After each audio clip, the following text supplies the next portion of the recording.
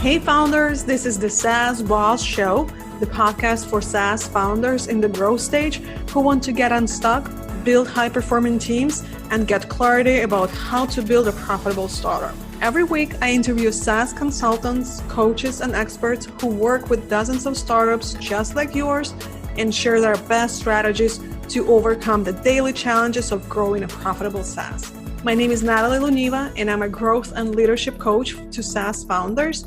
And I'm also married to a SaaS founder, and I'm so pleased that you've joined us on this conversation. Welcome back. This is part 2 of my conversation with Carole Mahoney about SaaS sales.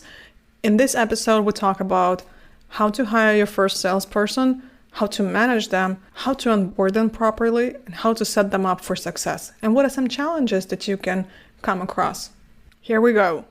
I want to switch gears and talk now about how founders can start hiring their first salespeople, how to manage, and what are some challenges that founders can come across. Okay, so there's a lot to cover there. So first, in hiring your first salesperson, a lot of people I ask the question, when you think about what a salesperson should be, what comes to mind? And a lot of people will answer things like, well, they need to be curious. They need to be detail oriented. They need to be money motivated.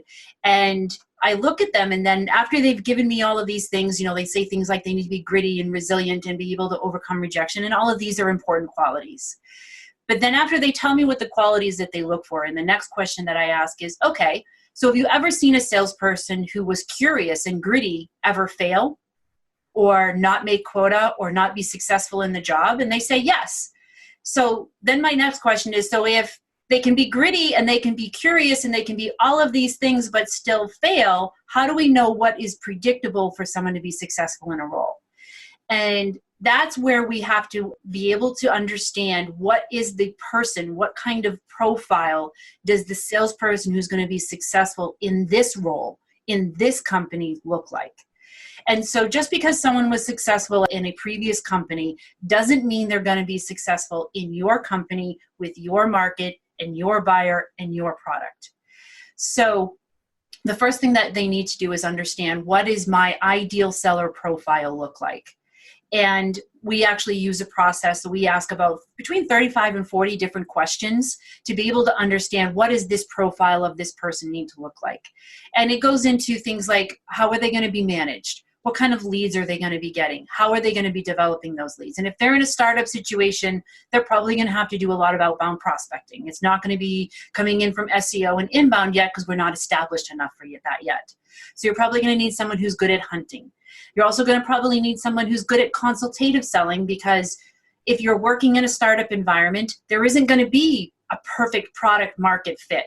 So the salesperson who comes into this role is going to need to be able to ask questions, to understand, to develop solutions, and be able to sell the vision of something. And you can't do that if you're not a consultative seller. They're probably also going to need to be able to sell on value. So these are the types of things that we look at as to what goes into building an ideal seller profile. Then once you have the profile done, then with that profile, you can write the ad to attract the person that you're looking for. Like if you go through LinkedIn right now at any sales jobs that are listed, you can take any 3 ads from similar companies, put them together, and they look and sound the same. Like you could swap out the company names and you wouldn't know any different. Yep. So when a salesperson reads your ad, the reaction that you want to get is for them to say, that's me. Not a job description of, here's your duties and here's the requirements for the role and here's a bulleted list of all of these things. No one's going to read that and say, yes, that's me. But if someone reads an ad that says growth opportunity for entry-level sales position to grow within the company, and you list out, you must have this kind of experience, you must have these kinds of skills, this is the type of person that you are, that is a different type of ad. And with that, you can then take those applicants that come in from that ad, and what a lot of startup founders will do is they'll take a resume, think, all right, this person's got the experience that I need. They'll bring them for a phone interview. They'll bring them in for an in-person interview. They'll fall in love with them because they're a great salesperson. They're energetic. They sold me on the idea of hiring them. Unfortunately, that might be the only sale that that person ever makes, because if they're a decent salesperson, they should be able to sell you on the idea of hiring them. That doesn't mean that they'll be able to sell your product. So we actually try to keep it as objective as possible in the hiring process. So before you ever talk to a salesperson, have them take an assessment that screens for the abilities objectively, and then use that to then be able to interview them later on so that your feelings, your biases don't get wrapped up in the interview process. The other thing in hiring a salesperson is it's unlike any other role that you'll fill in your company. Like if you hire for someone in marketing, or if you hire for someone in HR or in finance or in development, any kind of a situation, you're going to have that person, this is your job description, these are your expectations, these are the resources, and here's where you can turn for help, and everyone's going to help you to get your job done. But the salesperson that you hire, it's not exactly that case, because at every turn, they're being thwarted to try and reach their particular goal. The marketplace, the buyer, all of these things are going to try to prevent them from being successful. And so the way that you hire and onboard salespeople is way different than how you would hire and onboard anyone else in your company. So typically after you have gotten your ideal seller profile, you've created the ad that describes the person you're looking for so that they read it and say, yes, that's me. They are then send you their resume, and you send them a link to take an assessment so that you can objectively evaluate their strengths, their skills, their mindsets, their beliefs, and their likelihood of success in the role that you have. Then for those who are recommended that meet those certain criteria, you can bring them into a phone interview. And when most people do phone interviews or things like that, they build rapport, they're really nice, they're trying to sell them on the opportunity. None of that. None of that. The way to actually handle a phone screening for a salesperson is to actually make it really tough on them, especially if you want them to build rapport, especially if you want them to be able to overcome some resistance and tension in calls. You've got to conduct your interviews as if they were in the sales role already. So be tough on them, be strong on them, make it not so easy to get through the process, because if they can make it through the interview process where you're being tough on them, they're going to succeed when they get into the role. So it's a very different dynamic in the hiring process for a salesperson than it is for anyone else. But there are tools and processes to help you to do that. But again, if you don't have sales experience or you've never managed salespeople, this is one of those places where I would recommend outsourcing that sales hiring function, because for a startup, the cost of an unsuccessful sales hire will cost you a round of funding or 2 rounds of funding. It could sink your entire business. So you definitely want to make that conscious choice to get some objective to it, because that bias can really undercut you in the long run. So that's that. There's a longer process that it goes with that. But in short, those are the major differences when you're looking to hire your first salesperson. One thing I would add is, if they sold deals of similar size in the past, maybe this could be helpful, because if they were completely on a different level and were selling like $1,000 versus now they're going to be selling at like $50 or $100 a month, then that's going to require a completely different mindset. Working with those prospects is going to be completely different. Yeah, and the other thing that's going to be completely different, they may have been successful in selling similar deals, but then you've got to also consider what kind of environment were they in. Did they have a sales enablement team and a marketing team that was delivering them leads? Did they have a good territory? Did they have all of the slide decks and pitch decks that they were going to ever need? Are they used to things being done for them? Or are they used to being in a startup environment where it's constantly changing and things are constantly evolving? There is no fancy pitch deck or slide deck that's going to help you to sell. It's really just going to be you. So there's a lot of nuances and differences there that you can't always judge past success to be predictive of future success, because there's too many variables at play. What I also hear you say is that we as founders are basically responsible for whether the salesperson is going to be successful or no. And it's going to be at least 50% of our responsibility, if not more. So what we can do to set this person up for success versus put them in the position where they're not going to be able to succeed. Yeah. Well, and so this is one of the other tricky things that as a founder, if you've been successful in selling to this point, you may expect that it's going to be easy for your salesperson that you hire to step in. But you've got to remember, you're the founder. You have a lot more credibility and a lot more product knowledge than anyone else that you're going to bring in. You probably also have a lot more passion for the product and the problem that you're trying to solve. So when you're bringing in and onboarding that first salesperson, for me, I think the number one thing is to get that salesperson immersed into the world of the buyer, understanding who they are, what their challenges are, how they make their decisions, why this is a problem for them, how they've tried to solve that particular problem, and then how you can help to particularly do that. What are the questions that you need to ask them? Those are the kinds of things that you can help your salesperson with in onboarding them, but don't expect that you're going to be able to hand off the relationships that you've built and have them run with them. Or don't expect that they're going to have the same percentage or rate of success that you had, because they're not you. A lot of founders are like, I just need someone to come in and be me in this role. Not going to happen. And this is also why founders should make those first sales, because I hear some founders say, I'm not a salesperson. I don't want to do that. I would just rather bring someone who could do that. No, you are the founder and you should make those first few sales before you build this process that already works, and then you give this process to the salesperson and say, this is how it worked. If you can do it better or if you can improve the process, sure, I would love to, but at least I know that this works.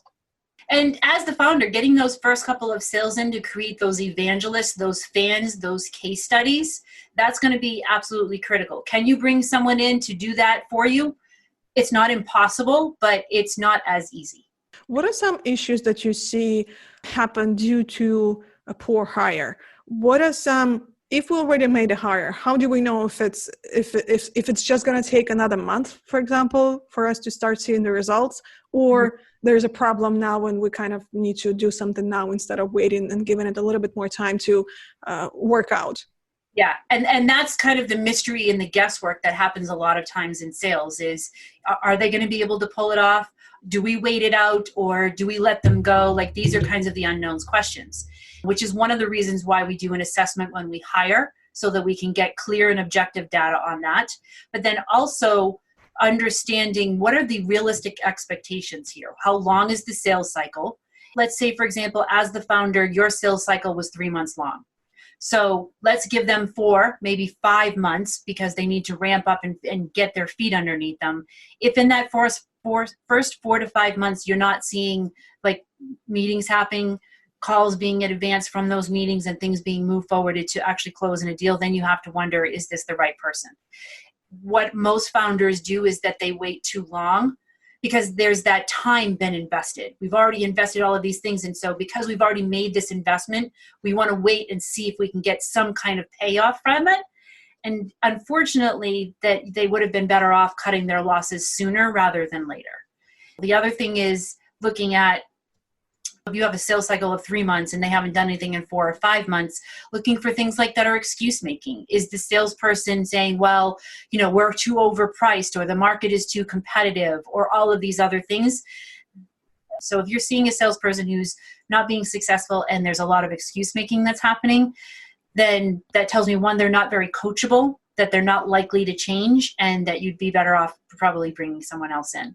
That is where an assessment and an objective evaluation of their strengths, their skills, to know whether or not they are going to be likely to be successful in the role, and what are the things to look for in the individual, because not every 2 people are going to be the same.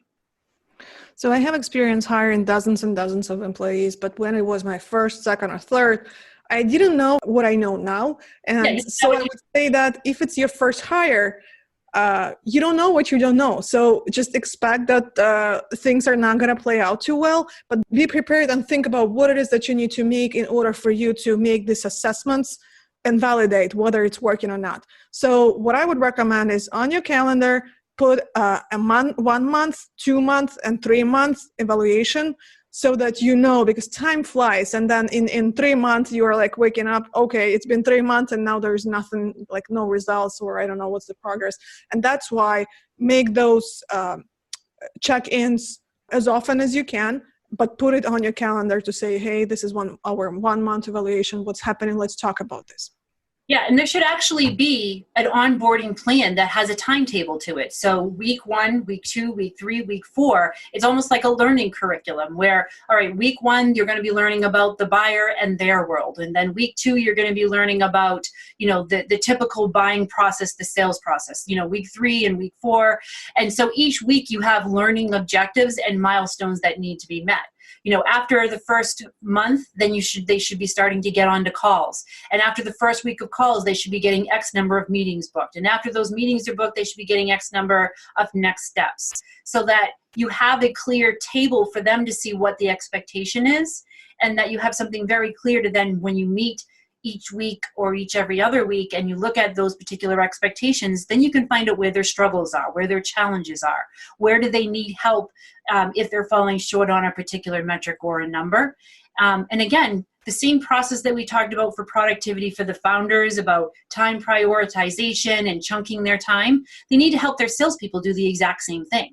Because essentially the salesperson is like a little mini entrepreneur. Like, they're the ones, they have to go out and create the plan and the strategy and get the business going. So you need to be able to help them to do the same thing, especially if you're managing them remotely.